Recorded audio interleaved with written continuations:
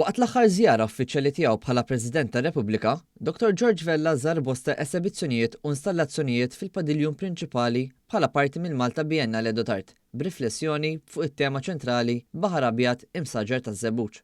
Matul iż-żjara tiegħu, Dr. Vella kien akkumpanjat mill-President tal-Malta Biennale d'Art Mario Kutajjar u d-Direttriċi Artistika Sofija Baldi Pigi li qasmu miegħu informazzjoni dwar l-artisti li qed jipparteċipaw u x-xogħlijiet kontemporanji tagħhom, filwaqt li spjegawlu kif dawn ix-xogħlijiet qed joffru perspettivi ġodda dwar il-wirt u l-identità ta' Malta u l-Mediterran, fih dan uħud mill-iktar siti storiċi ta' gżejjer tagħna. F'kumment, il-President saħaq kemm f'Malta għandna nkunu kburin ħafna bl-istorja u bil-kultura rikka li ngawdu. U dan l-ewwel Biennale qed jiservi ta' pjattaforma unika li permezz tagħha qed jiġu esebiti s-siti storiċi ewlenin Maltin mad-dinja kollha b'mod innovattiv. Min-naħa tiegħu, Mario Kutajjar stqarr li l-appoġġ tal-President kien kruċjali biex il-Biennale jiġi rikonoxxut internazzjonalment u esprima t-tama li dan il-Biennale jkun l-ewwel minn edizzjonijiet oħrajn li jkomplu jsaħħu r-reputazzjoni ta' Malta bħala destinazzjoni li toffri d-diversità fl-arti viżiva.